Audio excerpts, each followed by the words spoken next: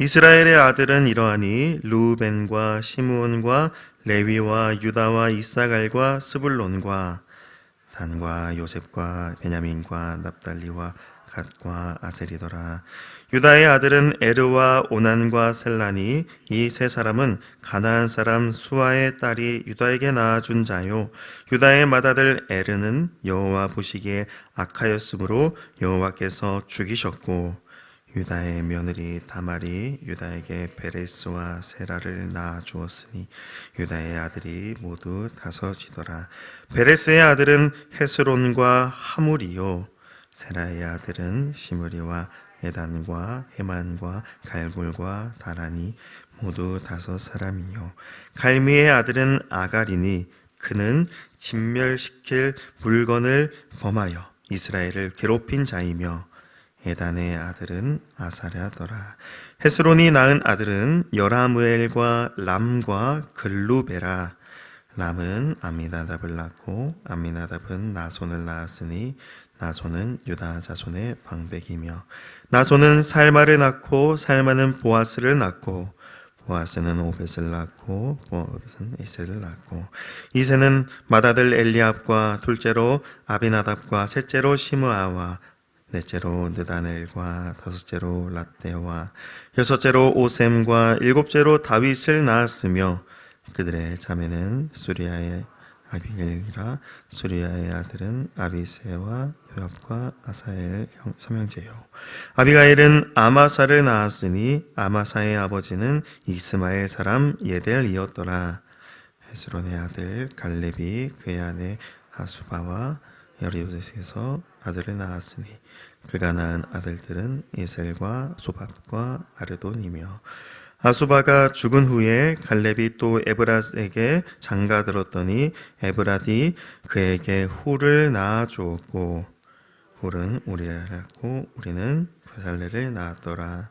그 후에 헤스론이 60세에 길르앗의 아버지 마길의 딸에게 장가들어 동침하였더니 그가 수굽을 헤스론에게 낳아 주었으며, 수굽은 야일을 낳았고 야일은 길르앗 땅에서 23 성읍을 가졌더니, 구술과 아람이 야일의 성읍들과 그낫과 그에 딸린 성읍들 모두 60을 그들에게서 빼앗았으며, 이들은 다 길르앗의 아버지 마길의 자손이었더라. 헤스론이 갈렙 에브라다에서 죽은 후에 그의 아내 아비야가 그로 말미암아 아수를 낳았으니 아수는 두아의 아버지더라. 헤스론의 맏아들 여라무엘의 아들은 맏아들 람과 그 다음 브나와 오렌과 오셈과 아히야이며, 여라무엘이 다른 아내가 있었으니 이름은 아다라라. 그는 오남의 어머니더라. 여라무엘의 맏아들 람의 아들은 마하스와 야민과 에겔이요. 오남의 아들들은 삼메와 야다요. 삼메의 아들은 나답과 아비술이며, 아비술의 아내의 이름은 아비하일이라. 아비하일이 아반과 몰릿을 그에게 낳아주었으며, 나답의 아들들은 셀렛과 아바임이라. 셀렛은 아들이 없이 죽었고, 아바임의 아들은 이시요. 이시의 아들은 세산이요. 세산의 아들은 알레요. 삼메의 아우 야다의 아들들은 예델과 요나단이라. 예델은 아들이 없이 죽었고, 요나단의 아들들은 벨렛과 사사라. 여라무엘의 자손은 이러하며, 세사는 아들이 없고 딸뿐이라. 그에게 야르하라 하는 애굽 종이 있으므로 세산이 딸을 그 종 야르하에게 주어 아내를 삼게 하였더니 그가 그로 말미암아 앗대를 낳고, 앗대는 나단을 낳고 나단은 사밧을 낳고 사밧은 에블라를 낳고 에블라는 오벳을 낳고 오벳은 예후를 낳고 예후는 아샤라를 낳고 아사랴는 헬레스를 낳고 헬레스는 엘르아사를 낳고 엘르아사는 시스메를 낳고 시스메는 살룸을 낳고 살룸은 여가메아를 낳고 여가메아는 엘리사마를 낳았더라. 여라무엘의 아우 갈렙의 아들 곧 맏아들은 메사니 십의 아들이요 그 아들은 마리사니 헤브론의 아버지이며, 헤브론의 아들들은 고라와 답보아와 레겜과 세마라. 세마는 라암을 낳았으니 라암은 요르감의 아버지이며 레겜은 삼매를 낳았고 삼매의 아들은 마온이라 마온은 벳술의 아버지이며 갈렙의 소실 에바는 하란과 모사와 가세스를 낳았고 하란은 가세스를 낳았으며 야데의 아들은 레겜과 요단과 게산과 벨렛과 에바와 사압이며 갈렙의 소실 마아가는 세벨과 디르 하나를 낳았고 또 만만나의 아버지 사압을 낳았고 또 막베나와 기브아의 아버지 수아를 낳았으며 갈렙의 딸은 악사더라. 갈렙의 자손 곧 에브라다의 맏아들 훌의 아들은 이러하니 기란 여아림의 아버지 소발과 베들레헴의 아버지 살마와 벳가달의 아버지 하렘이라. 기란 여아림의 아버지 소발의 자손은 하로에와 무흐 사람의 절반이니 기란 여아림 족속들은 이델 종족과 붓 종족과 수맛 종족과 미스라 종족이라. 이로 말미암아 소라와 에스다올 두 종족이 나왔으며 살마의 자손들은 베들레헴과 느도바 종족과 아다롯 벳 요압과 마나핫 종족의 절반과 소라 종족과 함께 읽습니다. 야베스에 살던 서기관 종족 곧 디랏 종족과 시므앗 종족과 수갓 종족이니 이는 다 레갑 가문의 조상 함맛에게서 나온 겐 종족이더라. 아멘. 사랑하는 성도 여러분, 오늘 우리가 읽은 이 역대상 말씀은 구약 성경의 중요한 역사적 기록을 담고 있는 책입니다. 이 책이 왜 중요한가 하면 바로 이스라엘과 하나님과의 언약을 중심으로 한 믿음의 여정을 다루고 있기 때문이죠. 하나님과의 언약이라고 할 때 반드시 언급되어야 하는 인물이라고 하면 두말할 나위 없이 다윗입니다. 우리가 잘 알다시피 다윗은 하나님과 은혜의 언약을 맺은 당사자입니다. 하나님과 이스라엘이 맺은 언약은 모두 다 은혜 언약인데 그 중에서도 특별히 다윗과 맺은 언약은 하나님의 은혜가 영원하며 그 영원하신 은혜로 영원한 하나님의 집을 세우실 것임을 약속하신 언약 말씀이었죠. 이것은 하나님의 택함을 받은 이스라엘 중 유다를 택하시고 그리고 유다의 후손 중 다윗을 택하셨으며 결국 다윗의 후손을 통해 영원하신 왕 하나님의 아들 예수 그리스도를 이 땅 가운데 보내신다는 걸 약속하시는 말씀인 것입니다. 따라서 이 역대서의 말씀은 열왕기서 말씀과 비슷한 것 같지만 그 관점이 사뭇 다르다는 걸 알 수 있습니다. 열왕기서 말씀은 대부분 악한 왕들, 하나님의 말씀에 불순종하는 역대 왕들을 고발하고 있는 듯 하다면 이 역대기의 말씀들 역시도 악한 왕들을 보여주기는 하지만 그 가운데서도 신실하신 하나님의 언약이 이루어지고 있음을 더 밝히 보여주고 있는 것입니다. 그래서 어두운 이스라엘 왕들의 역사 속에도 하나님의 신실하신 그 언약의 빛을 비춰주고 있으며 끝내 그 빛이 하나님의 메시아 예수 그리스도를 향해 비춰지고 있음을 그려내고 있는 것이죠. 그러므로 우리는 이 역대기 말씀을 읽을 때 하나님의 언약의 관점에서 그리고 그 언약을 성취하시는 예수 그리스도와 그분이 이루시는 구속의 관점에서 바라보지 않을 수가 없는 것입니다. 오늘 우리가 읽은 2장 전체의 말씀 역시 단순히 이스라엘의 후손들에 대한 족보를 나열해 놓은 것 같지만 이 안에는 하나님의 놀라운 뜻과 언약에 대한 말씀이 담겨져 있음을 우리는 알아야 합니다. 먼저 2장 1절에서 2절을 보면 이스라엘의 12아들의 족보에 대해 기록합니다. 왜 에서가 아닌 야곱, 즉 이스라엘의 족보가 기록됩니까? 바로 하나님의 언약을 수여받은 대상이 바로 야곱, 이스라엘이기 때문입니다. 우리가 알다시피 에서는 자기의 장자권을 야곱에게 팔아넘겼죠. 이것이 성경에 기록되어 있는 만큼 장자권이라는 것은 매우 중요한 것입니다. 장자는 가문의 우두머리로 대표성의 원리를 띱니다. 그런데 그 장자의 권리를 야곱에게 넘겨버렸다는 것은 달리 말하면 야곱이 이제는 대표가 되었다는 것이죠. 그렇기 때문에 그것이 하나님의 택하심으로 나타나서 야곱이 하나님의 언약 계보에 오르게 된 것입니다. 그 결과 구약 성경에서 여호와 하나님께서 하나님의 이름을 소개하실 때 자주 등장하는 표현이 성립되는 것이죠. 바로 아브라함의 하나님, 이삭의 하나님, 야곱의 하나님, 그것입니다. 언약을 베푸신 하나님께서 에서의 하나님이 아니라 야곱의 하나님으로 자기 자신을 부르도록 하셨습니다. 그것이 곧 야곱이 하나님의 언약 당사자요 대표자로 택함 받았음을 보여주는 것이죠. 그리고 이어지는 본문 3절부터는 유다 지파의 족보가 소개됩니다. 심지어 4장 23절까지 거기에 이르기까지 유다 지파의 자손에 대해서만 기록하고 있어요. 그러므로 우리는 반드시 왜 유다 지파가 이렇게 많은 분량을 할애하면서까지 소개되고 있는지 궁금해하지 않을 수가 없습니다. 이스라엘의 자손 첫째 장자가 누구입니까? 바로 르우벤입니다. 그래서 창세기 말씀에 야곱의 축복을 받는 순서 역시 르우벤부터 시작됩니다. 그런데 이 역대기 족보는 놀랍게도 유다 지파의 족보를 먼저 기록하며 소개합니다. 이것은 분명 이 역대기를 기록하신 하나님의 의도와 뜻이 있는 것이죠.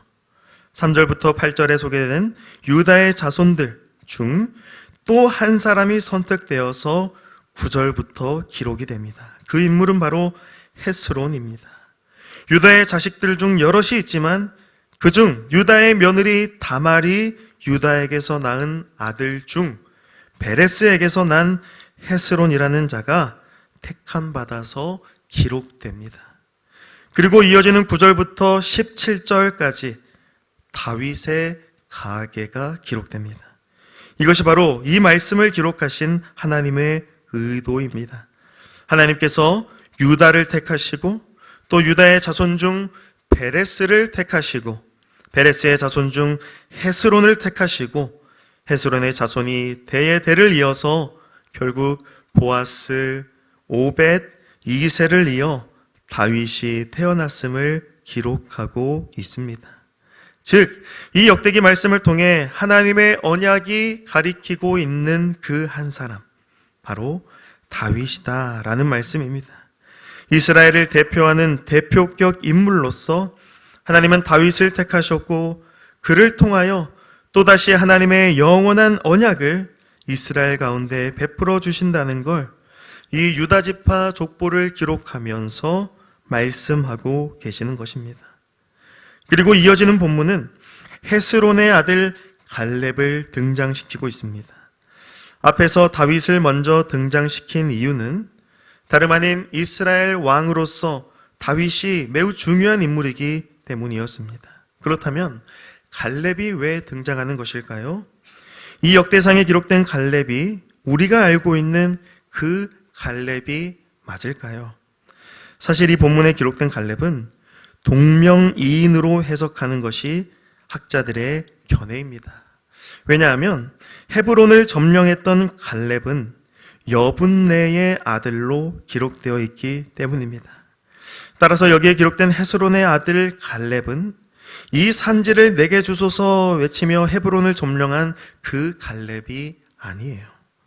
그런데 여호수아서와 사사기 기록을 보면 갈렙이 기럇 세벨을 쳐서 점령한 온니엘에게 자기 딸 악사를 아내로 주었다라고 기록하고 있습니다. 그리고 오늘 본문 2장 49절 말씀 역시 갈렙의 딸을 악사라고 기록하고 있죠. 즉 49절에 기록된 갈렙은 여분네의 아들 갈렙이 맞다고 볼 수 있는 겁니다. 그렇다면 지금 역대기 기자가 우리가 아는 갈렙과 그리고 그의 동명이인의 갈렙과 그리고 그의 자손들을 기록하고 있는 그 이유가 무엇인지, 그 이유는 다름 아닌 갈렙이 헤브론 땅을 차지하고 또한 유다 지파가 속한 그 약속의 땅을 점령했기 때문입니다. 갈렙이 차지한 헤브론 땅과 그의 자손들이 차지한 그 주변 일대가 바로 하나님께서 유다 지파에게 주시는 땅, 그래서 다윗이 왕으로 등극하게 되는 땅, 그 땅이 됩니다. 그래서 사무엘서를 우리가 보면 헤브론이라고 하는 이 지명이 그토록 많이 등장하게 됩니다. 왜냐? 그곳이 바로 다윗이 유다 족속의 왕으로 올라 치리하기 시작했던 곳이기 때문이죠. 사실상 가나안 땅 정복의 가장 큰 주역 두 인물을 꼽으라면 여호수아와 갈렙입니다. 여호수아는 모세의 후계자로서 하나님 말씀에 순종할 때 받아 누리게 되는 승리를 경험했습니다. 그 역시 약속의 땅을 차지하기 위한 순종이었죠. 그리고 오늘 족보에 등장하는 동명이인 중 한 명인 갈렙 역시 다윗이 왕으로 등극하기 위한 그 헤브론 땅과 영토를 준비하게 되었습니다. 다윗보다 더 앞선 세대의 인물, 다윗의 선조이지만 먼저 다윗이 기록되고 그리고 갈렙이 기록되고 있는 것은 다름 아닌 하나님이 세우실 왕 다윗과 그를 왕으로 세우실 곳 그 장소인 헤브론을 말씀하고 계시는 것이죠. 결국 이스라엘의 왕도 이스라엘의 영토도 모두 하나님이 택하신 유다 지파를 통하여 준비하셨다라는 것을 말씀하고 있는 것입니다. 이를 통해 우리가 분명히 알 수 있는 사실은 하나님은 반드시 하나님이 택하신 자들을 통해 언약을 신실하게 이루어 가신다라는 것입니다. 따라서 하나님의 택하심은 결코 실수나 실패가 없고 반드시 하나님의 뜻을 이루어 내신다는 것을 말씀하고 있는 것입니다. 그렇다면 다윗과 갈렙 그 외에 다른 지파와 다른 자손들은 모두 찬밭 심새가 되는 것일까요? 그렇지 않습니다.